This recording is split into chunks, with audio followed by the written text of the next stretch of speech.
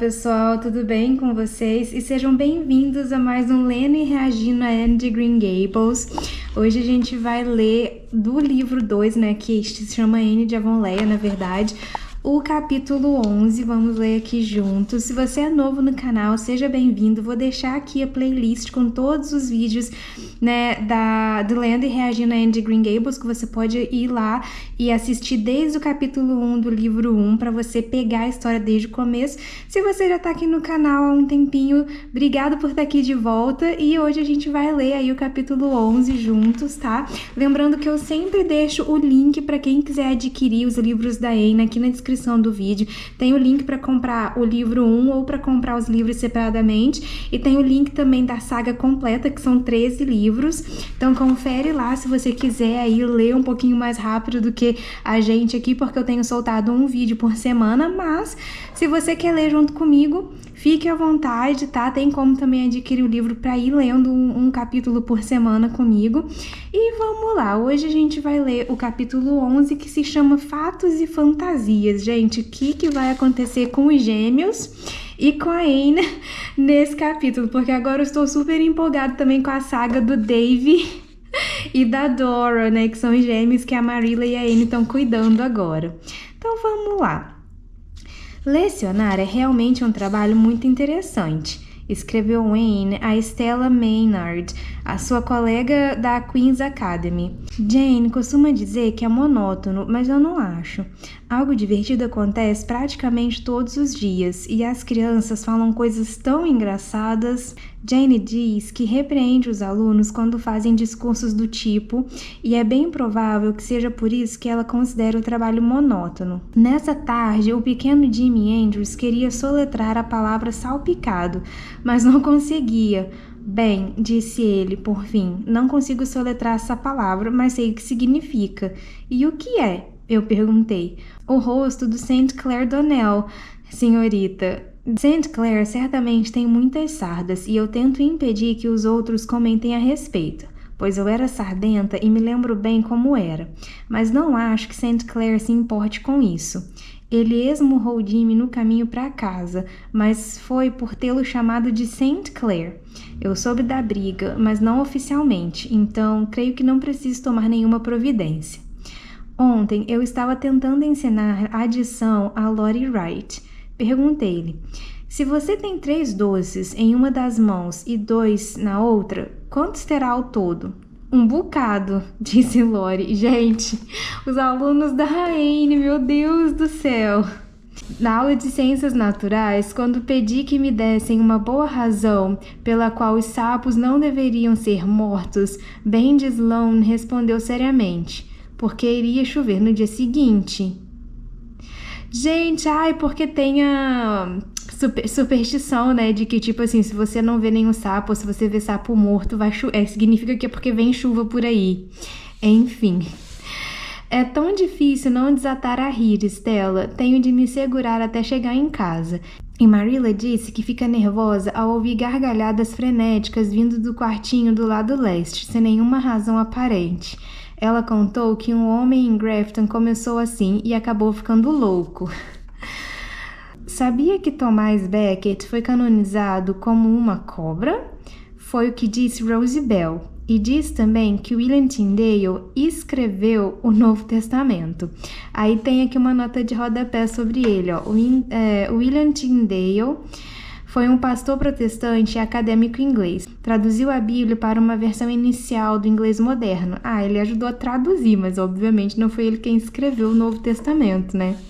Continuando, Claude White afirmou que Glacial é um homem que vende sorvetes. Meu Deus! A Anne é horrorizada com o povo que não sabe nada. Penso que o mais difícil em lecionar, assim como o mais interessante, é fazer com que as crianças digam o que verdadeiramente pensam sobre as coisas. Em um dia de tempestade, na semana passada, eu reuni os alunos na hora da merenda e tentei fazer com que conversassem comigo como se eu fosse um deles. Pedi que me contassem seus maiores desejos. Algumas respostas foram bem normais, bonecas, pôneis e patins. Outras foram decididamente originais. Esther Bolter queria usar seu vestido de domingo todos os dias e fazer as refeições na sala.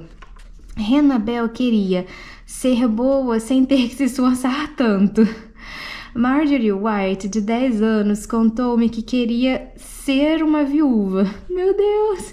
Provavelmente ela tem alguma parente viúva e ela admira essa pessoa, né? A criança, eu digo.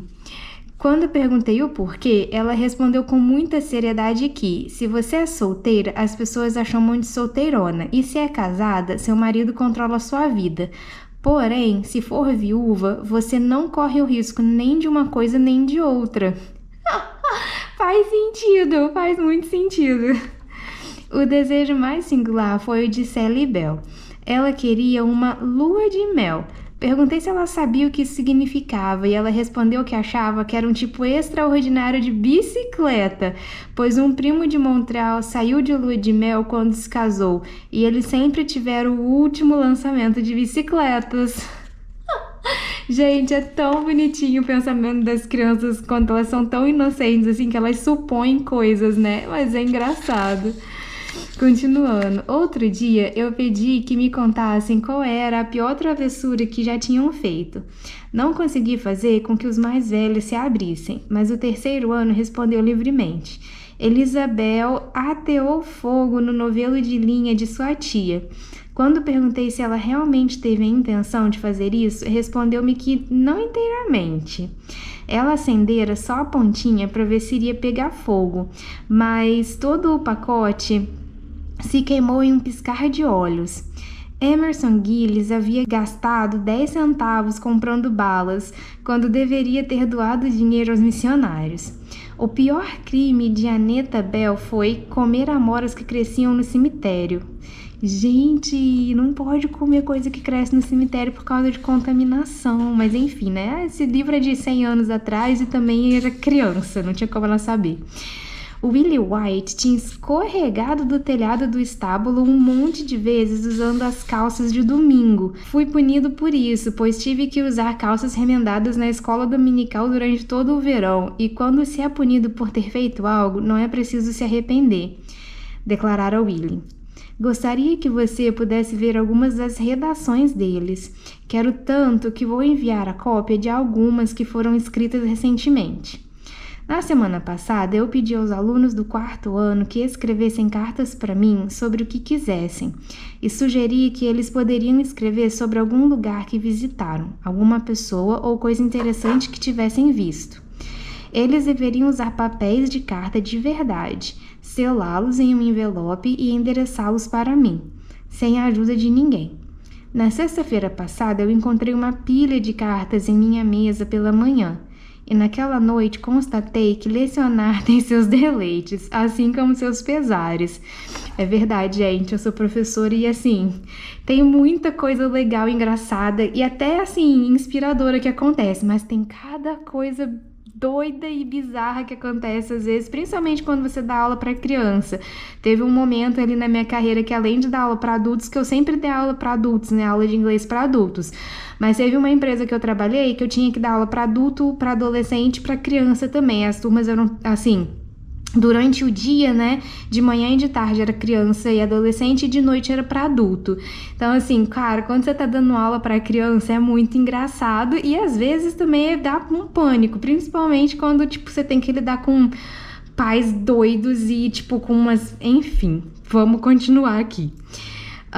Aquelas redações compensaram muitas coisas. Aqui está a de Ned Clay, com endereço, ortografia e gramática conforme foram originalmente escritos. Então ela vai botar a carta aqui, ó. Ela manteve a gramática, gente. Então provavelmente vai ter alguns errinhos ali, ou de escrita ou de gramática, porque ela só colocou aqui a carta da criança, ó. Senhorita professora Shirley, com R escrito assim, em letra maiúscula. Green Gables, o Gables escrito com G minúsculo.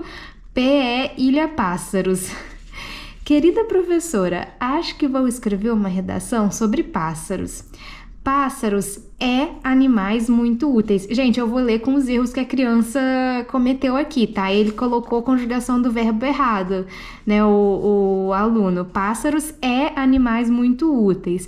Meu gato pega pássaros. O nome dele é William, mas papai chama ele de Tom. Ele é todo listado, não é listrado, é listado e ficou com uma orelha congelada no inverno passado. Se não fosse isso, ele ia ser um gato bonito. Meu tio, com U, meu tio adotou um gato. O gato apareceu na casa dele um dia e não foi embora mais. E o tio disse que o bicho sabe mais coisas do que a maioria das pessoas jamais saberá. Ele põe letra minúscula depois dos pontos, ó, ponto e o ele tá de letra minúscula. Ele deixa o gato dormir na sua cadeira de balanço e a minha tia diz que ele pensa mais no animal do que nos filhos. Isso não está certo.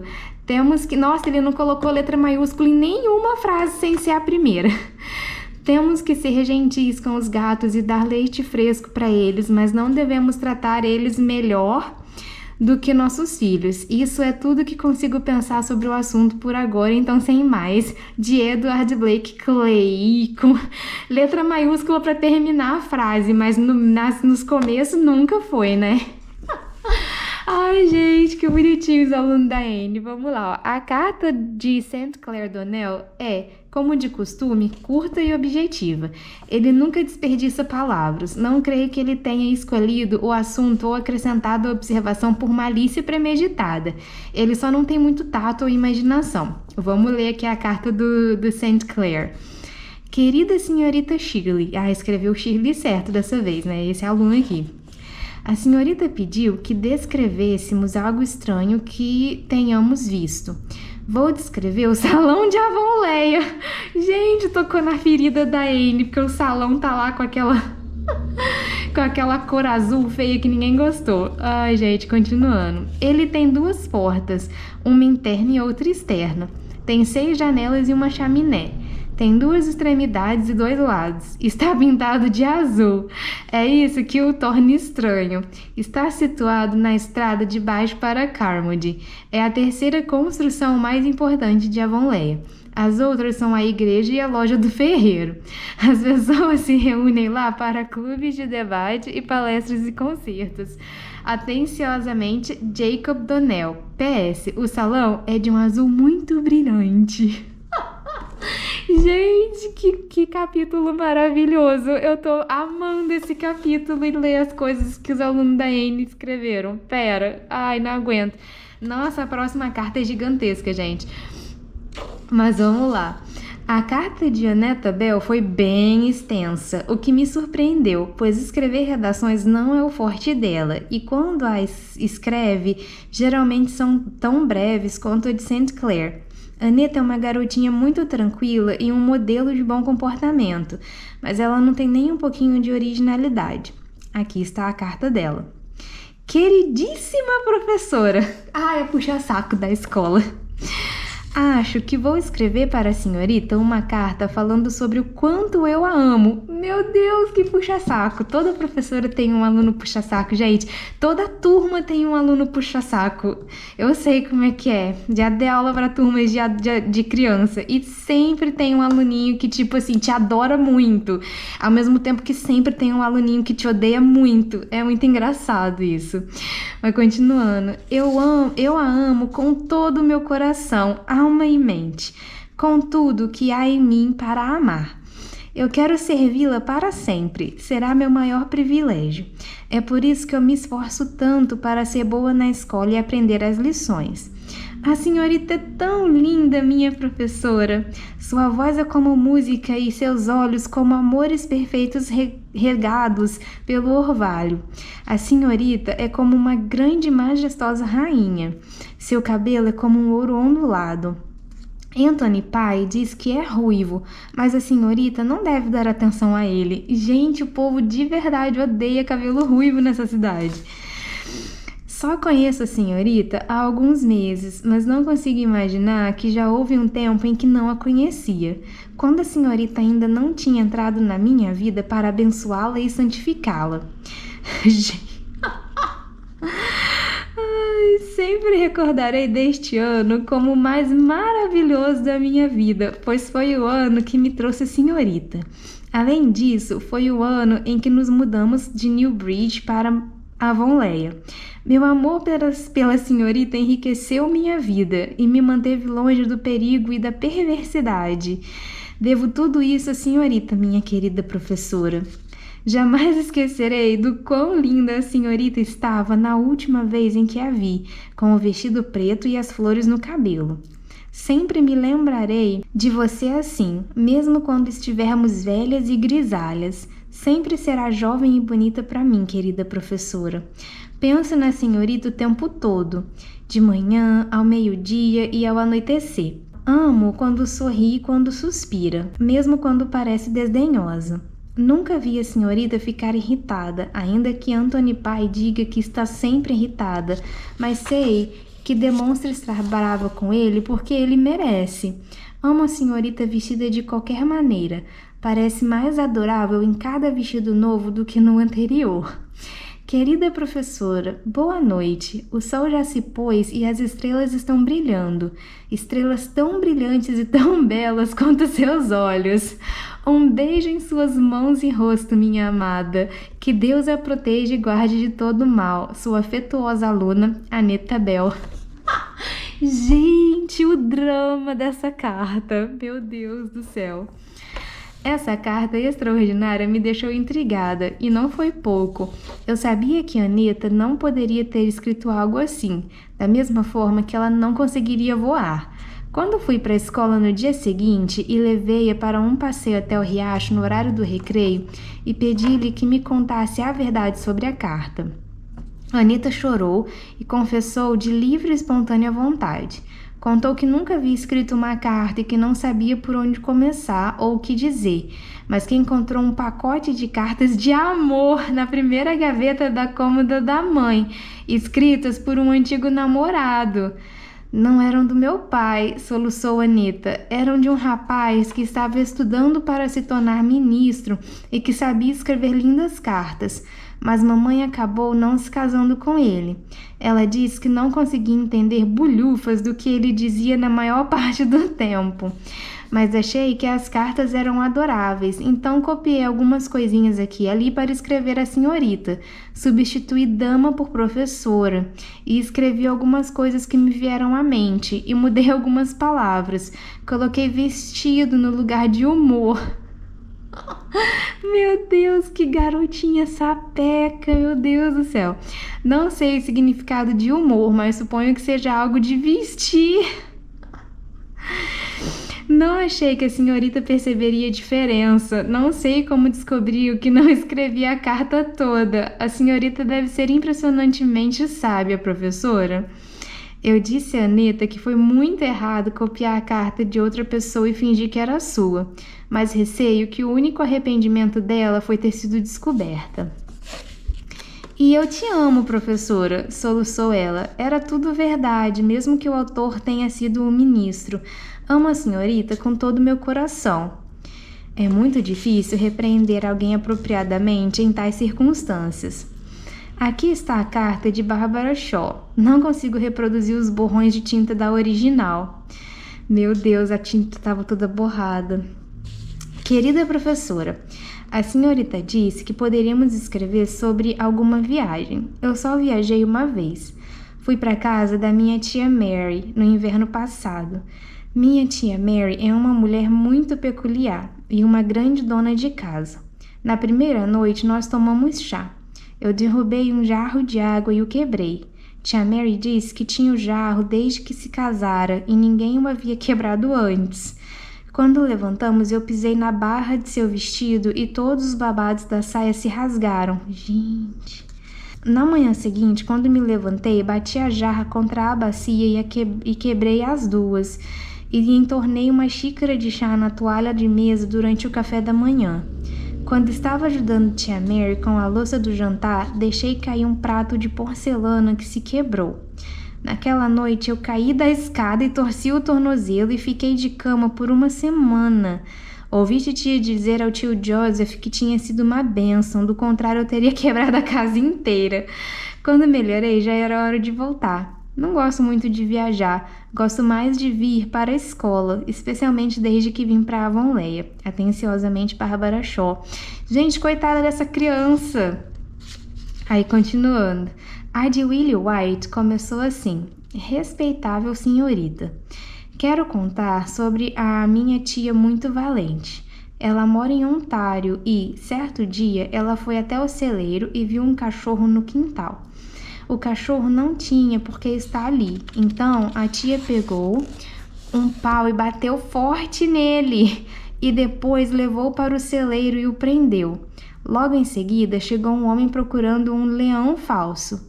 Dúvida: será que o Willie quis dizer um leão manso? Que tinha fugido de um circo. E, no fim das contas, o tal cachorro era um leão. E minha tia, muito valente, o tinha tocado para o celeiro com um pau. Foi incrível ela não ter sido comida, mas ela foi muito valente. Emerson Gillis diz que ela achou que era um cachorro, então ela não foi mais corajosa do que se fosse um cachorro de verdade. Mas Emerson tem inveja porque ele não tem uma tia muito valente. Só tios. Meu Deus, cada história. Guardei a melhor para o final. Você achou engraçado eu achar que Paul é um gênio, mas estou certa de que essa carta irá convencê-la de que ele é uma criança muito incomum. Paul mora com sua avó perto da praia e não tem amigos para brincar. Nenhum amigo verdadeiro. Você deve se recordar do nosso professor de gerenciamento escolar dizendo que não devemos ter alunos favoritos, mas não posso evitar amar Paul Irving mais do que amo os outros. E não creio que seja algo ruim, pois todos amam Paul. Até mesmo a senhora Lynde, que diz que não acreditava que poderia se afeiçoar tanto por um americano. Os outros garotos da escola também gostam dele. Não há nada fraco ou afetado nele, apesar de seus sonhos e fantasias. Ele é muito másculo e se destaca em todos os jogos. Ele recentemente brigou com St. Clair Donnell, pois este disse que a bandeira da União era muito melhor do que a bandeira das estrelas e listras. Aí tem 2 notas de rodapé que eu vou ler, ó. A bandeira nacional do Reino Unido, da Grã-Bretanha e da Irlanda do Norte, também conhecida por bandeira da União, é a primeira. E a segunda, referência à bandeira nacional dos Estados Unidos da América. Ah, tá. Então, eles brigaram porque ele disse que uma bandeira é melhor que a outra. O resultado foi um empate e um acordo mútuo de respeitar o patriotismo um do outro dali em diante. St. Clair diz que pode bater com mais força, mas Paul pode bater mais rápido. Eis a carta de Paul. Minha querida professora, a senhorita diz que poderíamos escrever sobre pessoas interessantes que conhecemos. Acho que as pessoas mais interessantes que conheço são as minhas pessoas de pedra e quero falar sobre elas. Nunca falei sobre elas a ninguém, só para a vovó e o papai, mas gostaria que a senhorita soubesse, porque a senhorita compreende as coisas. Há muitas pessoas que não entendem as coisas, então não vejo razão para contar a elas. Minhas pessoinhas de pedra moram na praia. Eu costumava visitá-las quase todos os dias ao entardecer antes de começar o inverno. Agora só poderei vê-las quando a primavera começar, mas elas estarão lá, pois pessoas desse tipo nunca mudam. É o mais esplêndido sobre elas. Nora foi a primeira que conheci, e por isso acho que a amo mais. Ela vive na enseada dos Andrew e tem os cabelos e os olhos negros e sabe tudo sobre sereias e ondinas. Aí tem uma nota de rodapé aqui, ó. Em inglês, water kelp são espíritos habitantes das águas que mudam de forma. Geralmente são descritos como cavalos, podendo também assumir a forma humana. Aí continuando. A senhorita precisa ouvir as histórias que ela conta. Há também os marinheiros gêmeos. Eles não têm casa, navegam o tempo todo, mas frequentemente vêm até a praia para conversar comigo. São um par de alegres marujos e já viram de tudo nesse mundo, e até mais do que existe nesse mundo. Sabe o que aconteceu uma vez com o mais jovem dos marinheiros gêmeos? Ele estava navegando e entrou bem no reflexo da luz do luar. Sabe, professor, a lua cheia deixa uma trilha na água quando se ergue sobre o mar. Bem, o caçula dos marinheiros gêmeos navegou sobre a luz do luar até que chegou ao topo da lua. E lá ele encontrou uma portinha dourada que abriu, e através dela ele navegou. Viveu extraordinárias aventuras na lua, e esta carta ficaria muito extensa se eu as contasse. Existe também a Dama Dourada da Caverna. Um dia eu encontrei uma grande caverna na praia e entrei, e depois de um tempo me deparei com a Dama Dourada.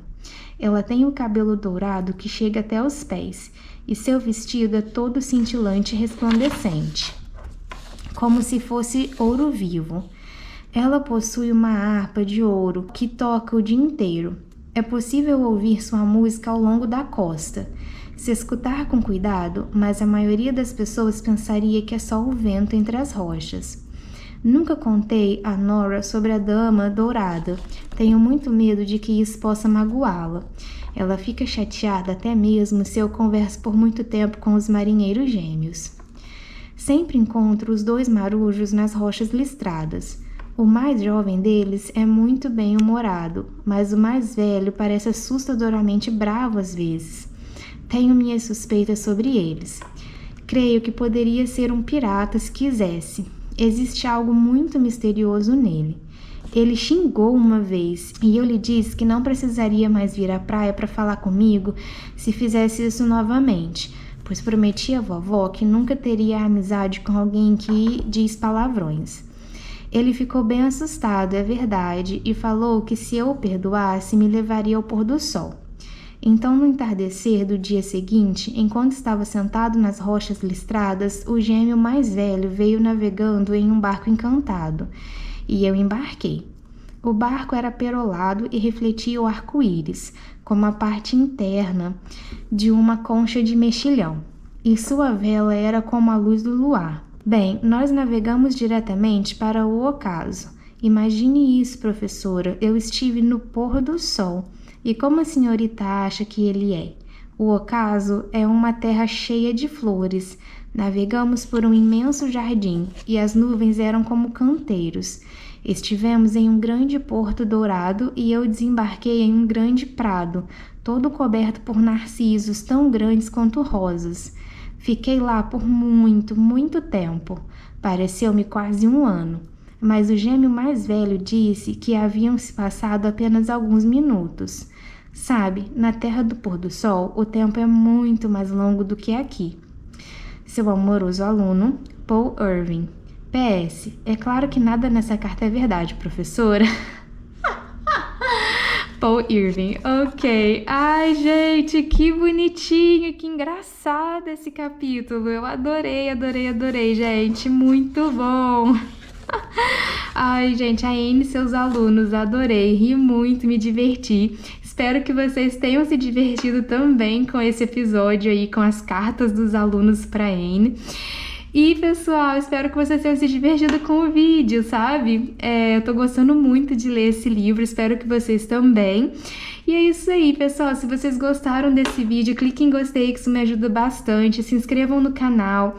Quem puder, indique o canal para outras pessoas que você conhece, que acha que vai gostar também de assistir os vídeos. Isso me ajuda bastante. Quando vocês indicam o meu canal para outras pessoas, isso ajuda o canal a crescer. Então, eu fico muito grata quando vocês podem fazer isso, né? Enviar os vídeos ou enviar o canal como recomendação para outras pessoas. Me ajuda bastante. E é isso aí, pessoal. A gente vai continuar se falando aí, não só nos vídeos de lendo e reagindo a Anne de Green Gables, mas também os vídeos de lendo em inglês, os vlogs que eu tenho feito aqui na Itália, né? O projeto também sobre a história do livro, né? Que é outro projeto que temos aqui no canal. E sempre que eu terminar de ler aí um livro, vou fazer resenha aqui pra vocês também, pessoal. Muito obrigada por chegar até aqui e a gente se vê nos próximos vídeos. Tchau!